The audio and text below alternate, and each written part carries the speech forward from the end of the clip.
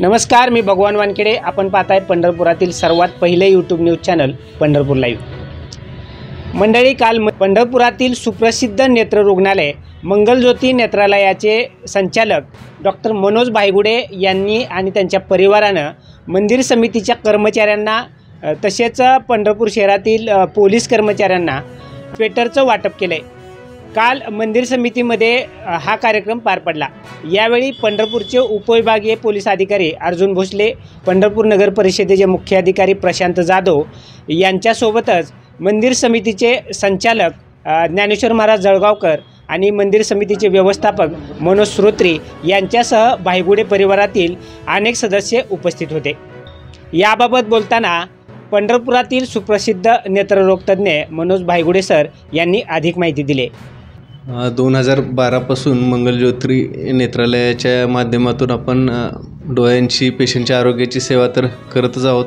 गरजूंना मोफत उपचार आणि ह्या गोष्टी. त्याच्याबरोबर ह्याची आम्हाला जाणीव झाली की आपण जे सामाजिक बांधिलकी आपल्याला आहे, त्याच्यासाठी ज्यांना गरजेनुसार लोकांसाठी पण काहीतरी समाजासाठी केलं पाहिजे. ह्याच्यामुळे आम्ही विविध ठिकाणी जाऊन हे आरोग्य क्षेत्रात तर आय कॅम्प वगैरे हे करतच होतो, पण दिवाळीत रस्त्यावरच्या गरीब मुलांना, झोपडीमध्ये राहणाऱ्या लोकांना आम्ही दिवाळीचा फराळ, कपडे ह्या सगळ्या गोष्टी थोडं द्यायला सुरुवात केली. त्याच्यानंतर असं लक्षात आलं की आपल्याकडं मध्ये कोविडच्या पूर्वी थंडी फार असायची. थंडीच्या दिवसात बरेच आपल्या मंदिराच्या आसपास घाटावरती काही लोकांना कुडकुडत असायची सकाळी.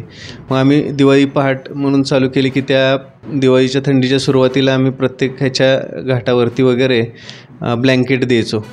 मग ते परत हळूहळू ते शिल्लक राहिलेलं ब्लँकेट आम्ही विनेकरी वगैरे यांना द्यायला सुरुवात केली. मग जळगावकर महाराजांच्या प्रेरणेतून हे झालं की तिथं पण आपल्या विठ्ठल मंदिराचा बराच स्टाफ अगदी कमी वेतनावरती फार चांगलं काम सेवाभावी वृत्तीने करत आहेत. त्यांच्यासाठी काय करता येईल का? मग त्यांना आम्ही पहिल्या वर्षी जॅकेट वाटली. त्याच्या दुसऱ्या वर्षी मग आपल्या खिशातले वॉलेट, साड्या, जे शक्य आहे ते हळूहळू त्या संकल्पनेतून मग ह्या वर्षी DYSP साहेबांच्या संकल्पनेतून आम्ही पोलीस कर्मचाऱ्यांसाठी काही स्वेटर वगैरे हे केलं. कारण ते पण निस्वार्थी भावनेने अगदी 24 तास अहोरात्र मंदिरात सगळे सेवा देत आहेत. त्याच्याबरोबर ह्या वर्षी आपले पंढरपूरचे CEO डॉक्टर जाधव साहेब यांच्या मार्गदर्शनाखाली आम्ही त्यांच्या हस्ते मंदिरात चांगल्या प्रतीच्या स्वेटरचा वाटप केला आहे.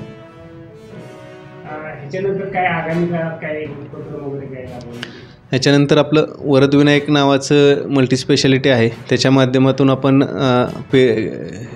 आजूबाजूला पंढरपूर क्षेत्रात कॅम्प सुरू केलेले आहेत. तिथे आपले MJPJ तसेच बऱ्याच मुख्यमंत्री सहाय्यता योजना अशा सुविधा आहेत. त्याच्यामार्फत आपण व त्याच्याबरोबर आम्ही स्वतः काही गरजू व्यक्तींना शक्य तेवढं कमी अल्पदरात आणि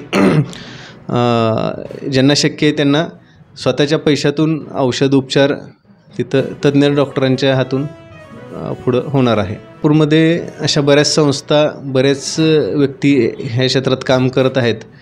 तर मला ह्या 10-12 वर्षातला अनुभव असा आहे की पालवीसारखे आपल्या संस्था असतील, माझे बरेच डॉक्टर मित्र असतील, काही सामाजिक क्षेत्रात काम करणारे मित्रमंडळी, काही नगरसेवक नेते मंडळी आहेत. ते म्हणजे अगदी आठवड्याला 15 दिवसाला आमचे फोन होतात. माझ्याकडे तर डोळ्याचं काम मी शक्य तेवढं करतो. आता वरदविनायकच्या माध्यमातून जनरल हेल्थचं बाकी सगळंच ते काम होतं आहे.